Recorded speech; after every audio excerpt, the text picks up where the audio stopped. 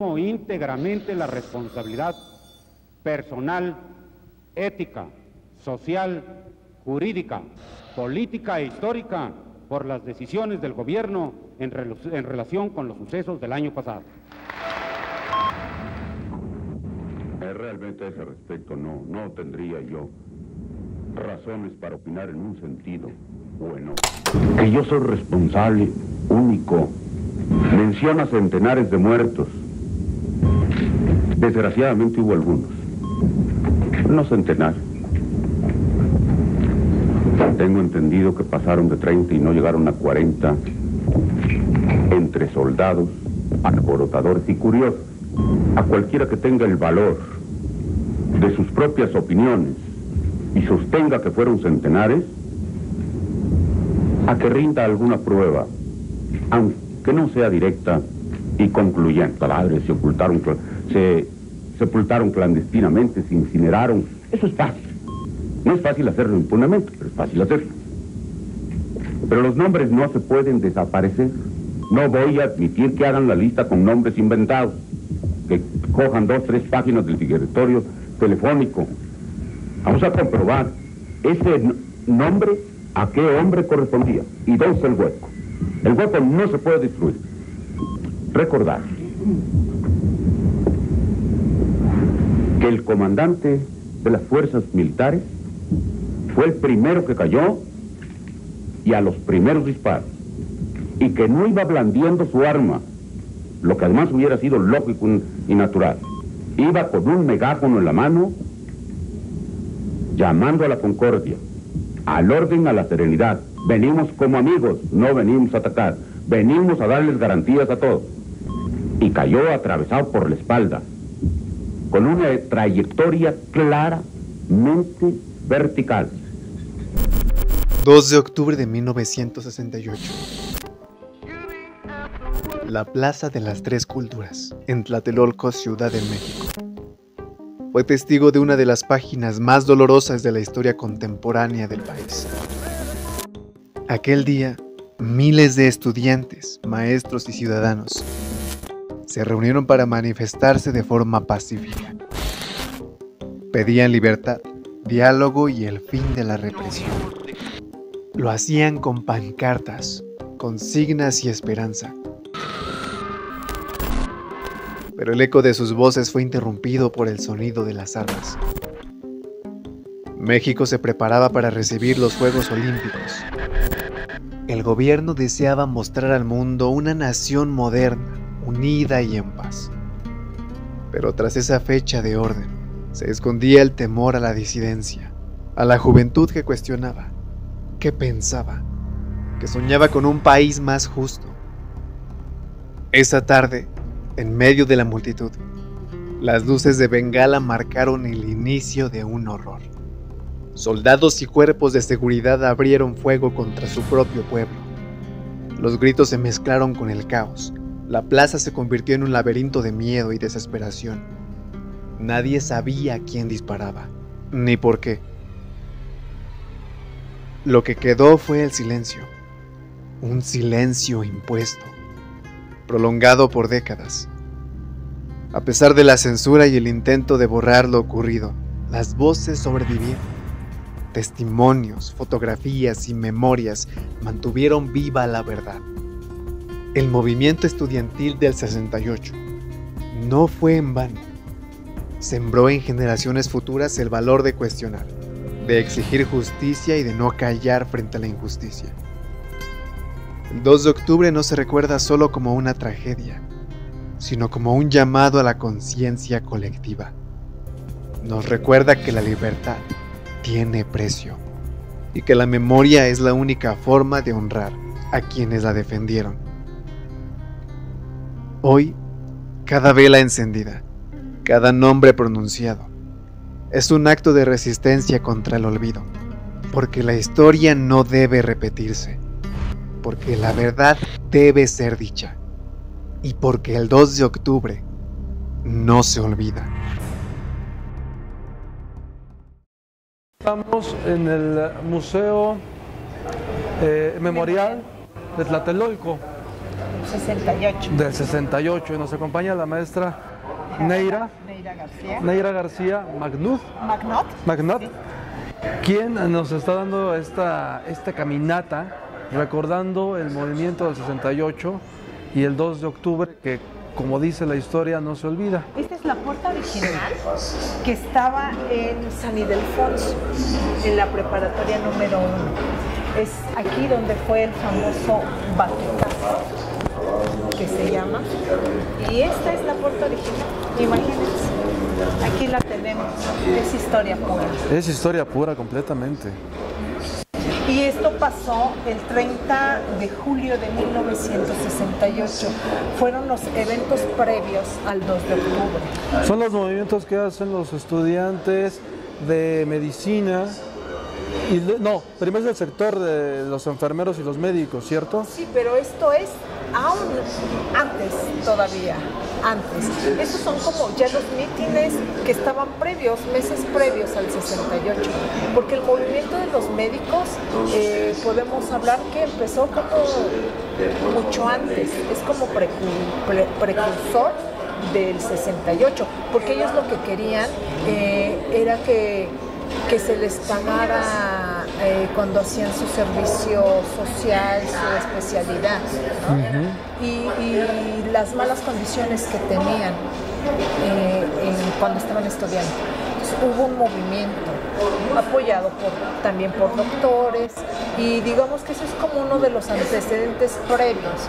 Esto ya es justo como meses antes del 2 de octubre. Es cuando ocurre esta batalla de las dos escuelas. Pero ya había todo como un cultivo, o sea, ya estaba como un cultivo de muchas situaciones que desembocó en lo que ocurrió el 2 de octubre.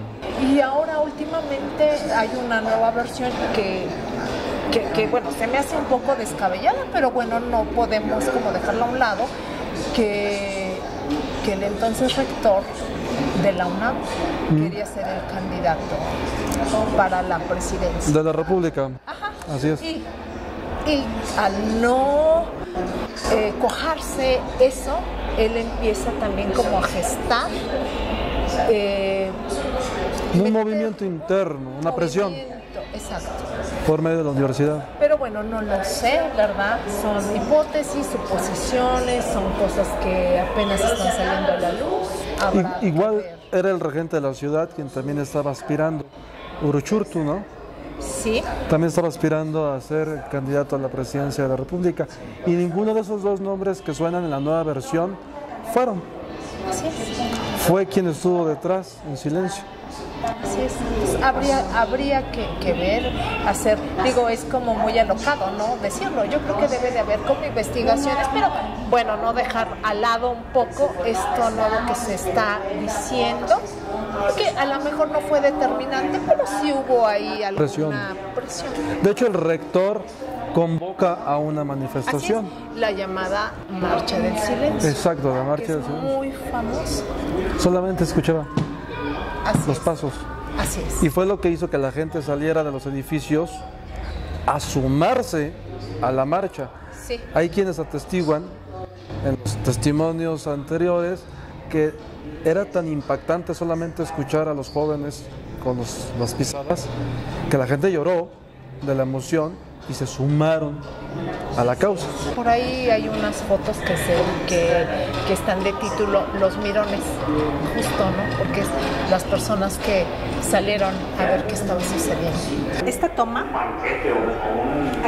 está, ahora sí, que se hizo desde el edificio 11, que está aquí enfrente, cruzando la calle. Esta toma fue hecha ahí y ve cómo está todo destruido, a pesar que no fue justo en la Plaza de las Tres Culturas. O sea, fíjate la destrucción que hubo. ¿Hasta dónde llegaron ellos? En el edificio 11, ¿quién de sus familiares vive? Actualmente vive mi papá y mi hijo también. Ambos viven en el edificio 11. En aquel entonces vivía una tía y vivía su hija y 2 nietos de mi tía. Era mi tía abuela. Ella vivía ahí y pues ella me contaba de niña como las ráfagas, ¿sí? Traspasaban las ventanas. Antes era marcolita, no era como ahora es cemento, sino era marcolita. Entonces, ¿cómo atravesaban las marcolitas? Las balas. Las balas. Y ahí está El edificio Chihuahua. el edificio Chihuahua. Está la iglesia de Santiago Tlatelolco, lo que era el convento de Santiago Tlatelolco, que bueno, obviamente ya también era parte de la Secretaría de Relaciones Exteriores, el exconvento se puede decir, es el exconvento de Santiago Tlatelolco, la área prehispánica, y acá el edificio 11. El edificio 11 es donde vive la familia de usted, Así es. que es el edificio que tenemos allá. Exactamente. Y los estudiantes Estaban congregados acá. ¿Ellos por dónde entran? ¿Por acá? No, los estudiantes. Porque hay una versión donde dicen que los estudiantes los meten de una forma, o sea, o les dan la indicación de que entren de una forma en que se acorralan. Es que aquí no había manera de salir. De salir O ni sea, para allá. Independientemente de cómo los habían, por qué lugar habían entrado, aquí no había manera de salir. ¿Por qué? Porque el ejército entra de esta parte, de aquella parte y de aquella parte. Eso era lo que era San Juan de Letrán, Ok. que ahora es Eje Central Lázaro Cárdenas. Cárdenas. Eso era, allá. Entonces, sí, el ejército, tanquetas y todo, entran por allá. Pero también entran por acá, por el Jardín de Santiago. Ajá, ¿Está acá todo atrás? eso que está atrás, entran por allá. Todo esto. De lo que era Nonoalco, Tlatelolco, que tenemos como atrás, que es la avenida, entran. Entonces, obviamente que los acorralan, porque entran por todos lados. Porque si tú te fijas, la avenida hasta dónde está. Sí, sí, no podían La correr. avenida hacia Reforma, hasta dónde está. Hacia lo que era Nonoalco, que ahora es Flores Magón, hacia dónde está. Lo que es Manuel González, hasta dónde está. Si corrían no llegaban, de ninguna forma. No. Entonces, no había. lo más lógico es entrar a los departamentos a pedir ayuda, quienes pueden entrar a los departamentos. Y ahí ocurre otra tragedia, no solamente con los estudiantes. Así es. ¿No hay alguna versión que exista o alguien que tenga de conocimiento si entraron a la iglesia? No, al parecer no entraron. Al parecer lo que se dice es que los sacerdotes cierran las puertas de la iglesia. ¿Sabían? No sé si sabían o no sé si en el momento, pero la iglesia estuvo cerrada. Que era algo también como muy triste, ¿no? No se les dio asilo.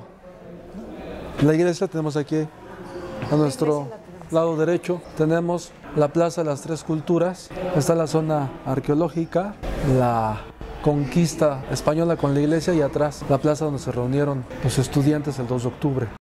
¿Qué emoción le causa toda esta historia? El vivir ya en Tlatelolco y el estar siendo testigo cada año Sí. de esto. Sí, yo recuerdo cada año cuando era niña, justo los 2 de octubre, ¿no? Cómo se congregaban pues muchas personas. Incluso mi mamá me bajaba a que viéramos la manifestación, bajábamos a la Plaza de las Tres Culturas a ver. Y bueno, tú eres niño, pero escucha los relatos, ¿no? Porque los oradores muchas veces contaban, relataban lo que habían vivido, decían, a esta hora la luz de Bengala. Entonces, todas esas narrativas se te quedan en el profundo de tu ser. No lo vivimos, pero sí lo haces tuyo. Y sobre todo te digo, yo tenía a mi tía abuela, que ella sí vivía en el edificio 11 cuando fue el 68, y escuchar todo lo que ella me contaba de lo que había sucedido, de cómo se tiraron al piso y todos esos relatos, ¿no? Para pues, salvar su vida. ¿Entran al edificio 11 algunos estudiantes a resguardarse? ¿Sí alcanzan a llegar hasta allá? Sí, tengo entendido que sí. No te sé decir con esa, por decir, a casa de mi tía, los que sí llegaron fueron unos amigos de su hija, que ellos eran estudiantes de la ESCA. Ajá. Y ellos sí llegan allá, pero digamos, no están como mucho tiempo, porque además era imposible, porque los soldados llegaban a los departamentos, ¿no? Pues sin pedir permiso. Y en todos los closets que había, metían la bayoneta, porque la bayoneta tiene como una especie de espada, y entonces lo que cuenta mi tía es que metían la bayoneta a picar, a buscar qué había abajo de las camas, en todos lados. Entonces pues tampoco era un lugar seguro. Y los vecinos, porque dicen que también hubo víctimas mortales de vecinos. Sí, pues se dice, la hija de mi tía se la llevaron. Ella era joven, entonces ser joven en aquella era un crimen. Era un crimen, sí. Y más ser estudiante, y ella estudiaba en la ESCA. Entonces ella estuvo desaparecida algunos días. Entonces sí hubo sus, digamos, sus daños colaterales. Y yo creo que también el trauma emocional para quienes como vecinos fueron testigos de todo eso, porque ellos no esperaban que eso ocurriera. Pues no. Es que nadie se lo imaginaba. Nadie se lo imaginaba. Realmente nadie se lo imaginaba. Incluso hay testimonios de soldados que decían que ni ellos se imaginaban eso, porque el batallón Olimpia fue el que comenzó la agresión. Y al final del día, pues, el ejército recibió órdenes. Y me imagino que también para ellos no fue nada fácil tener que matar, porque se cuenta que había no solo estudiantes, había padres, madres que habían acompañado a sus hijos, hermanitos de los estudiantes. Se cuenta que en la Plaza de las Tres Culturas había zapatos de niños, de personas de todas las edades. Y no recuerdo si es 8 días después o 12 días después, es la inauguración de los Juegos Olímpicos. Creo que es 12. 12 días, ¿verdad? Creo. Sí, son 12 días. No recuerdo muy bien, pero sí, imagínate tener que tapar, ¿no? Todo eso. No sé si es al pueblo pan y circo. Hay muchos sucesos grandes que ocurren para cubrir o disminuir la nota en ese año, que es la inauguración de las primeras pruebas del metro, porque el metro tenía que estar preparado para las Olimpiadas y aparte de las Olimpiadas. Entonces, las notas a nivel mundial que se encuentran del 68 en México, en ese momento las importantes fueron esas, pero después se le salió de las manos y se devoró lo de Tlatelolco, todo lo demás. Y pareciera, si tú lo ves como historia, pareciera que fue en unos momentos diferentes las Olimpiadas, en otro momento diferente la inauguración del metro y en otro momento diferente lo de Tlatelolco. No pareciera que hubiera sido en el mismo lapso. Y bueno, pues también se dice que a nivel mundial había mucho movimiento social. Desde China comenzó. Sí, la primavera de Praga. Sí. Se estaba gestando, ¿no? Gestando movimientos de libertad. Entonces, tú sabes que lo que pasa acá, aunque esté muy lejos, repercute del otro lado. Se escuchó en todo el mundo. China, Francia, Estados Unidos tuvieron en el 67 algo muy similar. Así es. Entonces, pues somos parte de un todo, de un planeta, de un mundo, de un tejido social. Estamos en una recreación de una oficina de la Dirección Federal de Seguridad. Sí, la famosa, porque fue la famosa DFS. En estas oficinas, esta es una recreación, ¿verdad? En estas oficinas se hacía como las escuchas El espionaje. El espionaje, digamos, a la población. Sí, el espionaje. A los que tenían en la mira, que creían que podían, ¿no? Tener alguna información.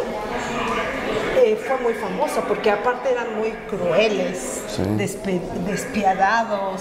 De hecho, cuando se destaparon los archivos en el 2019 o 20 de quiénes eran los nombres más famosos de aquella época que espiaban, a nivel nacional los nombres son increíbles porque encuentras a pintores, actores, actrices. Es que a todo el mundo que le veían un dejo de que podría ser un problema para ellos, pues era espiado. Estaba espiada Dolores del Río, estaba espiado Octavio Paz, estaba espiada María Félix, estaba espiado los pintores de la época. O sea, no había miramiento. Cabo suelto. Sí, y aquí tenemos una fotografía oficial del entonces presidente de la República, Gustavo Díaz Ordaz. Sí, todo se hizo recreado con mobiliario de aquella época. Y es una televisión funcional. Esto es increíble, ¿no? Cómo tenían ellos los pizarrones de seguimiento, de información. En aquel momento, el Distrito Federal. Así es. Y por lo que veo es un mapa que a lo mejor sí es de la época porque en ese tiempo se estilaban los mapas en papel albanene y este está hecho en papel albanene. Se tenía el control completo de todo el Distrito Federal. Y esto es sorprendente porque si no me equivoco, esta debe ser una de las máquinas que intervenían las llamadas telefónicas. Sí. Tenían su mapeo.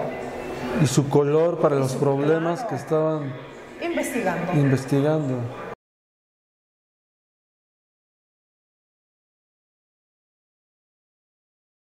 Y aquí tenemos este escritorio es muy interesante porque quiere decir que la persona que se sentaba aquí se tenía que disfrazar e infiltrar en otra persona, ahí está su peluca, para poder escuchar seguramente conversaciones. O salir a la calle. ¿No? O salir a la calle también. ¿No? Había un grupo del servicio secreto que hacían eso, ¿no? Y los tenían... que eran de la Dirección Federal que eran de la Seguridad. Dirección. Y los tenían metidos en oficios como boleros, carniceros. Pero es que también se dice que había infiltrados en el movimiento estudiantil. Sí. Y que recibían un pago, ¿no? Por toda la información de quiénes eran los líderes.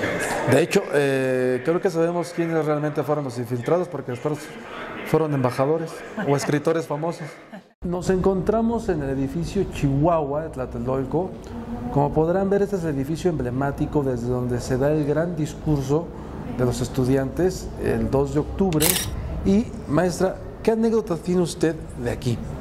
Mira, un tío mío estudiaba en la Escuela de Economía del Politécnico.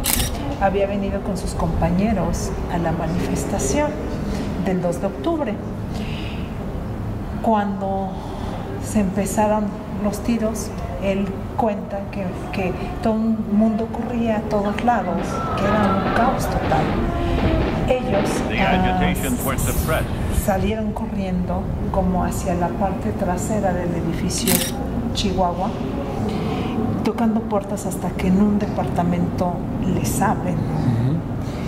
Era una persona que los acoge y les dice: denme sus identificaciones, las vamos a romper.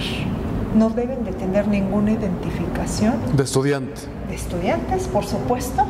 La vamos a romper. Les prestó cambios de ropa porque al parecer la señora tenía hijos o algo así. Y les dijo: serénense, o sea, pónganse tranquilos, traten de estar los más tranquilos. Si vienen a tocar, voy a decir que son mis sobrinos y que estábamos jugando juegos de mesa. Y cuenta mi tío que toda esa noche pues fue de mucho miedo, temor, angustia, porque cualquier ruido, ellos pensaban que ya iban por ellos. El ejército. Así es. Y por esa buena mujer, dice mi tío que salvaron la vida. Y al día siguiente, a las 6 de la mañana, les dijo, ya amaneció, déjenme bajar a ver cómo está la situación y yo los voy a acompañar. Dice que los acompañó hacia lo que es Calzada de Guadalupe y los voy a sacar de Tlatelolco. Y fue como salvaron la vida. Y así hubo muchos vecinos que mostraron empatía con los estudiantes. Esa pues es una historia de sobrevivencia. Yo me imagino, ¿no?, estos pasillos que tienen demasiada historia de ese momento, porque esos son los elevadores por los que salieron originales y por los que salieron muchos de los muchachos pidiendo ayuda. Así es. Y buscar las puertas de los departamentos, tocar las puertas, y quien se conmovió y les abrió las puertas, pues los dejaron entrar. Claro, pero se jugaban la vida. Se jugaban la vida. Es cierto que los vecinos, por mucho que hubieran querido ayudar, era casi imposible. O sea, se estaban jugando la vida, ponían en riesgo su vida. Sí. Porque el ejército no iba a tentarse el corazón. Ellos tenían órdenes de aniquilar a quien se les pusiera por el camino. Y a quien ayudara también, ¿no?, a los estudiantes. Entonces, sí era un poco riesgoso como esta parte de darles, pues, acogida. Realmente fueron personas muy valientes quienes sí ayudaron a los jóvenes, a los estudiantes. Arriesgándose por su propia vida. Y la de su familia, ¿no? Porque no solo, recordemos que aquí eran familias que vivían. Sí. Entonces, pues estaban arriesgando, pues no solo la vida de ellos, sino la vida de sus hijos, hijas, esposo, madres, familia. Padres. Ahora, hay documentos fotográficos donde en estos mismos pasillos encontramos a los estudiantes retenidos por el ejército, golpeados. Así es. O sea, lo que este edificio en particular tiene, ¿no?, de manera histórica, que ocurrió en el país. Es importante eso. Sí, estos muros están llenos de historia. Sí, desgraciadamente es una historia cruel. Sí, justo, pero que no debemos de olvidar. O sea, es una historia que debemos recordar siempre. Maestra, estamos en el lugar del acontecimiento, la Plaza de las Tres Culturas. Aquí ocurrió todo y tenemos como fondo el edificio Chihuahua. Así es. En ese balcón es en donde se da el famoso discurso, ¿cierto? Sí. Y aquí ocurre todo lo que sabemos. Así es. Aquí había impactos de bala en el piso de... Sí, claro. Claro, yo recuerdo que había los impactos de bala. Yo no recuerdo, mi hermana me cuenta que ya no existen, que porque de una noche a otra cambiaron. Yo me acuerdo que como vecinos de Tlatelolco no queríamos que los cambiaran porque justo esto es parte de la historia. Según yo, sigo recordando que no los cambiaron y que deben de estar aquí, pero según mi hermana me dice, no, sí cambiaron el piso. Entonces ya no sé si es el antiguo o es nuevo piso, pero sí había impactos de bala. Y gran parte de esa historia o de los testimonios físicos que había desaparecieron después del 85. Aquí podemos ver las entradas y las salidas que tuvieron que hacer el ejército y los jóvenes, es decir, cuando ocurre la masacre, no hay forma en que puedan salir. Esa es la salida que usted nos indica que es por donde se va su tío. Así es, por ahí. Él escapa hacia la parte de atrás. Y es seguramente de los pocos que alcanza a salir porque debe de haber tenido la facilidad. Él lo que comentaba, me contaba mucho, era que tuvo que salir por encima de cuerpos y que los cuerpos iban cayendo conforme él iba corriendo y iba agachado, o sea, y que corría y que iba encima de cuerpos. O sea, le tocó salvarse de milagro porque ya había gente que había muerto o que estaba herida antes de que él pudiera salir. Ahora tenemos la salida de acá, que también es imposible que pueda salir. Que es ahora Eje Central, Ajá. que antiguamente era San Juan de Letrán. Era San Juan de Letrán. Ajá. Y entonces ve a qué distancia está. Y tenemos acá la salida, lo que era Nonoalco, Calzada Nonoalco, que ahora es Flores Magón. Evidentemente estaba el parque, también por allá entraron de allá, de acá, de allá, por todos los francos de la plaza. Estaba sitiado, claro. Estaba completamente sitiado. Sí. Tenemos como testigo a la iglesia, que en ese momento la iglesia tuvo las puertas cerradas. Así es. No abrieron las puertas para que hubiera asilo. Así de es. Ningún tipo. Se cuenta, se dice que los estudiantes querían escapar y corrían y pegaban en las puertas y las puertas no fueron abiertas. No lo sé si antes el ejército ya había tomado posesión de la iglesia. No estoy disculpando a los sacerdotes, pero puede ser que a lo mejor ellos ya habían tomado posesión de la iglesia y justo para que no se les abriera, ¿no?, a los estudiantes. Bajo esa presión ya del ejército. Claro. Ahora, no olvidemos que hay una escena muy famosa donde se ve una persona en los techos de la iglesia caminando y es una especie, bueno, mucha gente, los historiadores lo toman como una señal, porque cuando está esa persona aparece el helicóptero y es cuando vienen las bengalas. Entonces, sí había ya gente seguramente dentro de la iglesia. No quiero decir algo que no sea correcto o adecuado. Quiero darle un poco de... el margen de error, ¿no? Que no fue por maldad, por complicidad. Sino por presión, probablemente. Por presión. Seguramente. No lo sabemos. No, sí. Incluso yo creo que quien era sacerdote en aquel momento ya ni siquiera existe. Yo creo que no, porque además pues los van rolando. ¿Qué sensación le da estar aquí? Imagínate si era como esta ahora. ¿Sí? De repente quiero imaginar, hacer como este ejercicio de imaginar las voces, ¿no?, del meeting, de los oradores, del bullicio, de los gritos, de la multitud antes de, ¿no?, y después la confusión que hubo y de correr todos hacia donde pudieran salvarse, de escapar, de salvar sus vidas, de correr encima de los muertos. Sí, no solo imaginaban. Primero era un movimiento de algarabía y terminó, porque de hecho, si no me equivoco, era la última asamblea. Era ya con la que cerraban porque venía la negociación.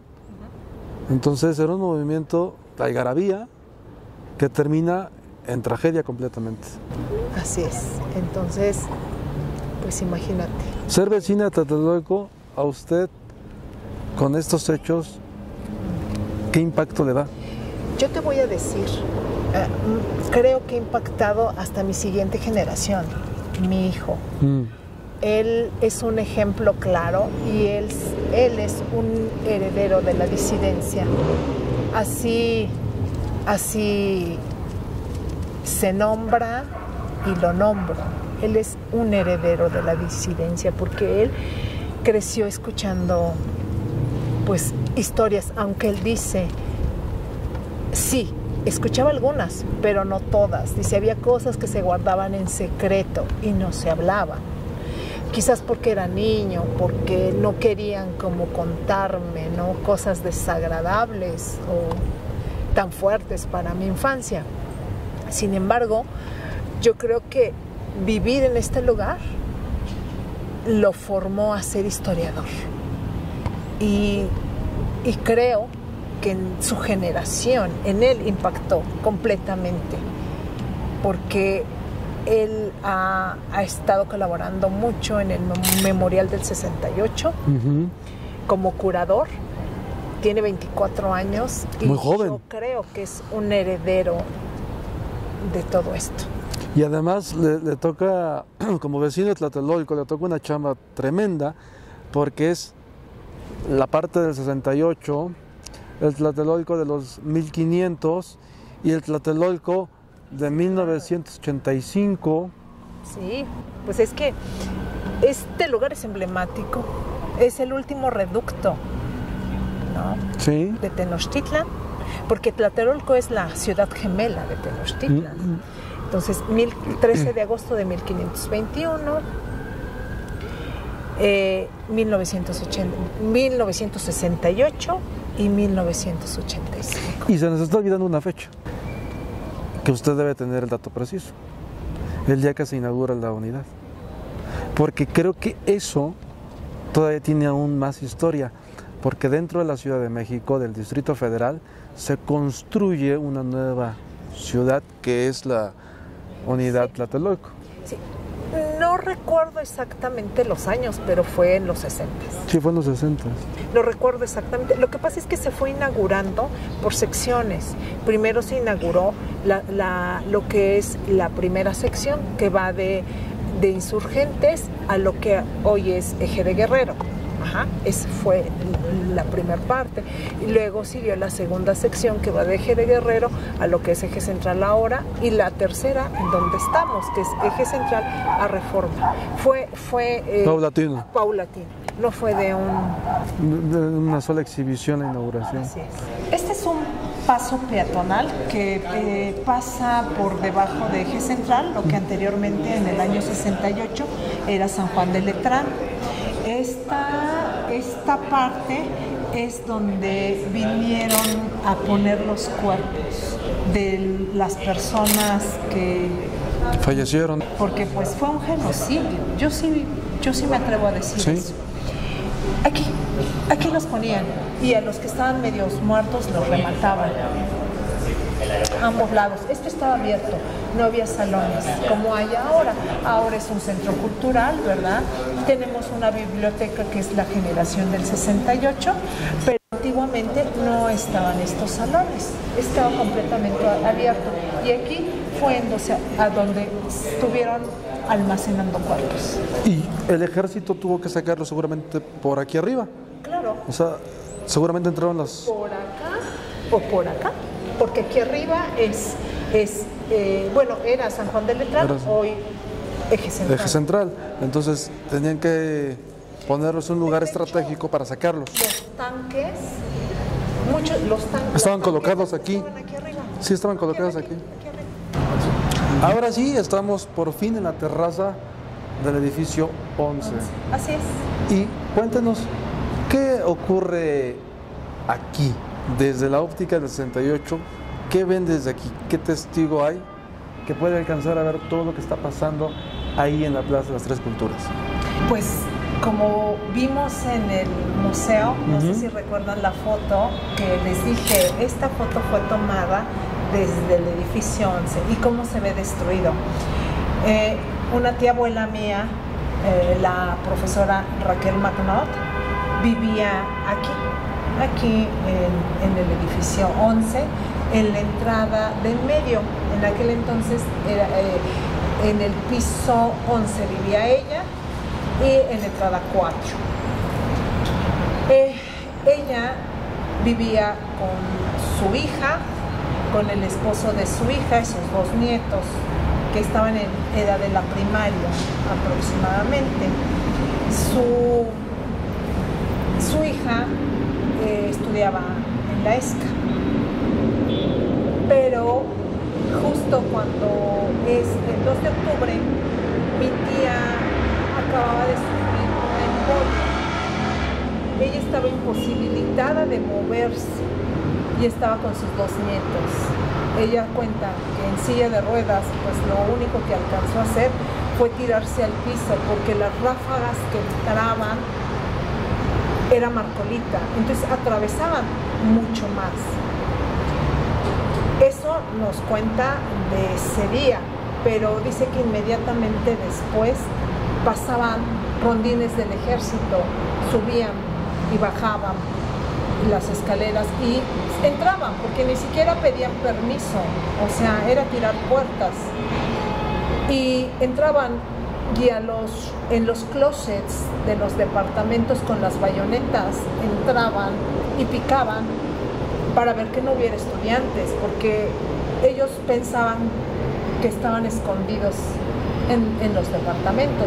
Lo mismo hacían debajo de las camas, lo mismo hacían por los ductos que había, porque antiguamente aquí existen los ductos, pero ya es como más difícil accesar a ellos. Antes era como mucho más fácil, entonces creían que por medio de los ductos que había en los se baños, escondían los estudiantes. Ajá.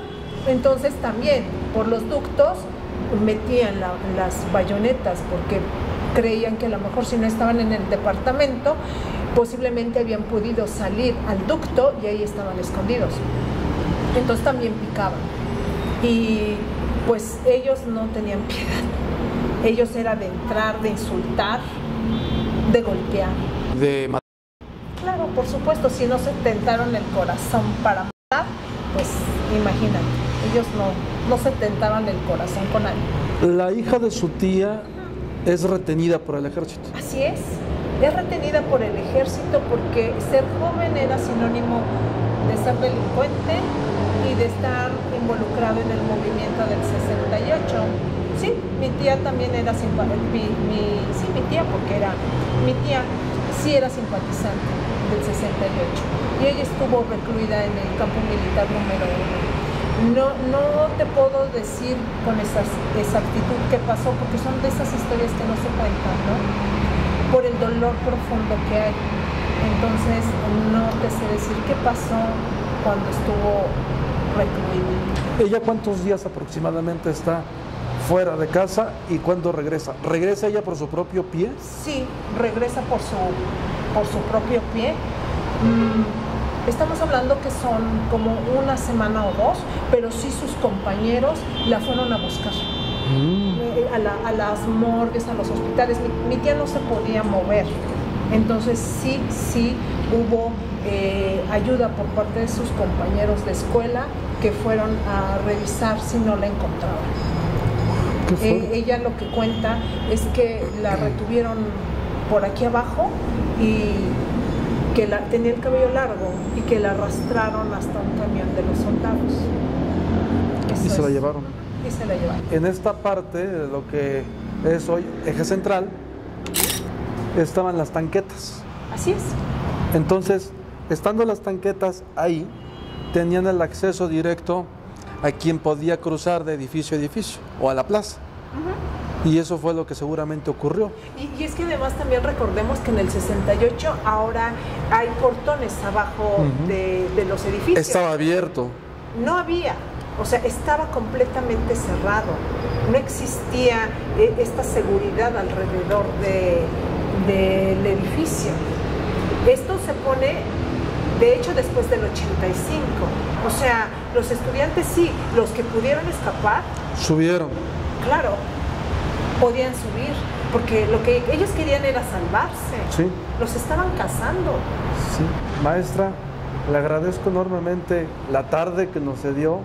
Es un placer, Dani. Siempre un gusto compartir contigo y con todo tu auditorio. Gracias. Pues estas pequeñas narrativas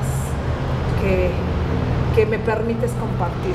No, al contrario, estamos agradecidos nosotros con usted porque no es tampoco fácil el tener el acceso aquí a los edificios, el escuchar los testimonios y nuevamente muchas gracias por la apertura. Gracias. Ha sido un placer conocerla, de verdad que... Un gustazo para mí. Esa coincidencia que tuvimos, Es que no existen coincidencias, Dani, hay diosidencias. Es eso, exactamente.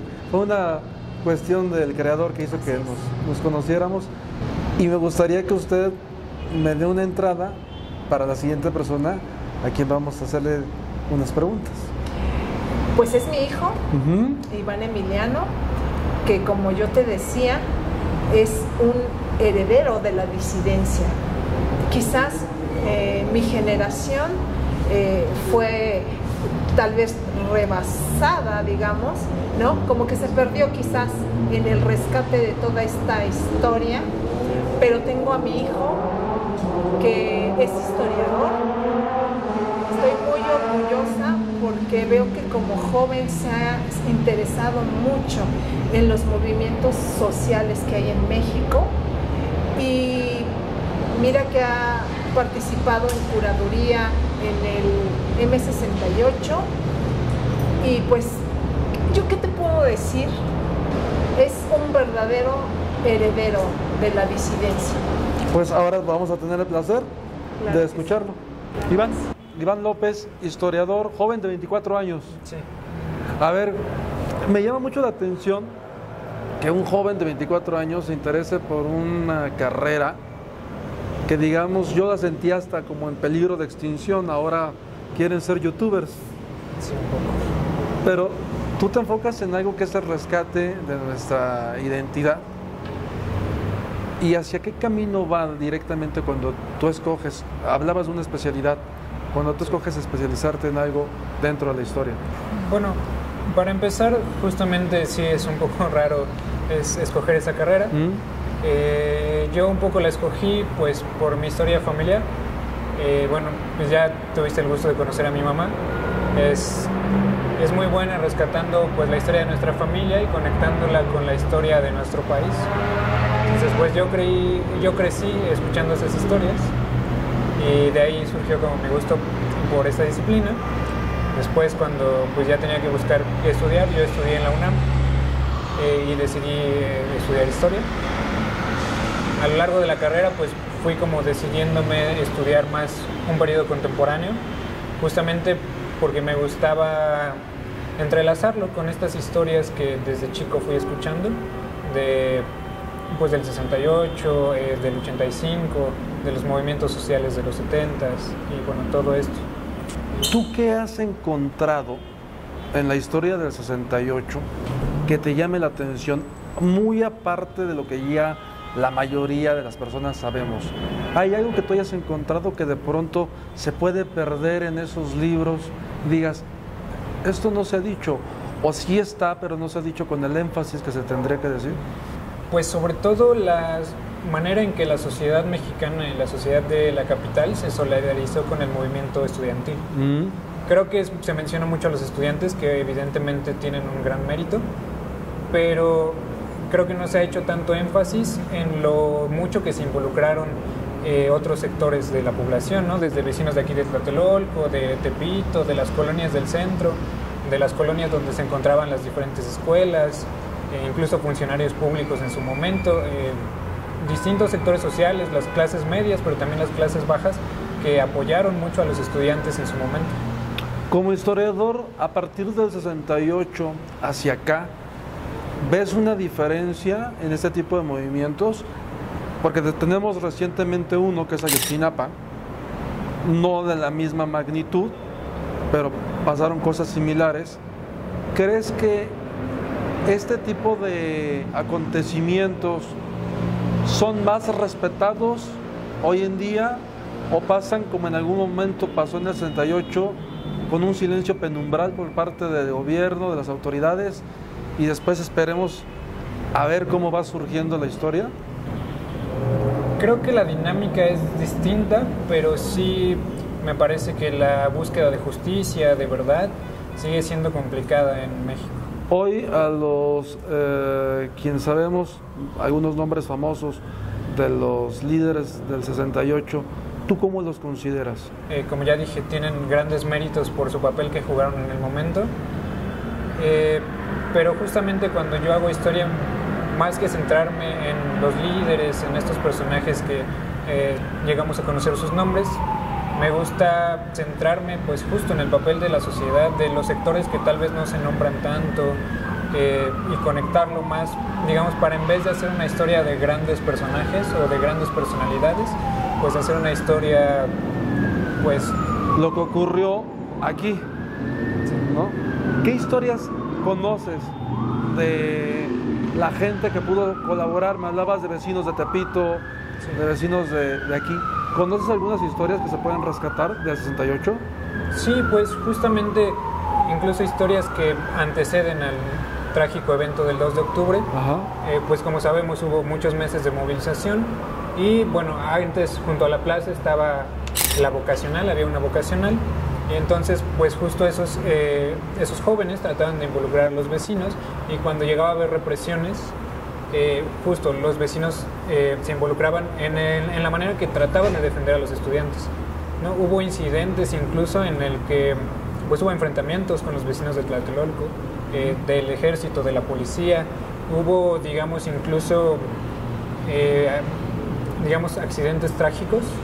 Recuerdo mucho haber leído por aquí, un militar tenía a su mamá antes de la represión del 2 de octubre, y vino a visitarla y se empató que había una represión policial. Los policías trataron de arrestarlo, de agarrarlo, y él pues ante esta situación se defendió con el arma que portaba, ¿no? Entonces incluso hay estos episodios como de confusión donde las mismas fuerzas del orden se llegan a enfrentar, digamos, porque también se llegaban a confrontar sin saberlo. Era un vecino más en ese momento era más que tuvo el desatino de encontrarse con ese conflicto. Ahora, tú como joven, como historiador, ¿qué puedes ver o qué puedes rescatar de el 68 al 2025? Hablas de la sociedad y creo que sí, está muy bien encaminado lo que estás diciendo, porque tu mamá lo repite muchas veces, no se debe de olvidar. Sí. Yo digo, tratando de reforzar el comentario, no se debe de repetir. Tampoco. Pero nos corresponde a nosotros como ciudadanos colaborar también en que no pasen cosas como esas. Sí, pues justamente un poco de ahí surgen como la intención de las políticas de memoria, de la no repetición obviamente, pero sí, digamos, también nosotros tenemos que jugar un papel en el incentivar esa memoria, ¿no? Más allá de pasarla como mi mamá a mí, como de generación en generación, también crear espacios y facilitar, digamos, actividades donde se enseñe en comunidad esto que pasó aquí, justamente no solo para que no se repita, sino también para exigir justicia por ese hecho. Digamos, hasta la actualidad no ha habido justicia relacionada a los hechos del 2 de octubre.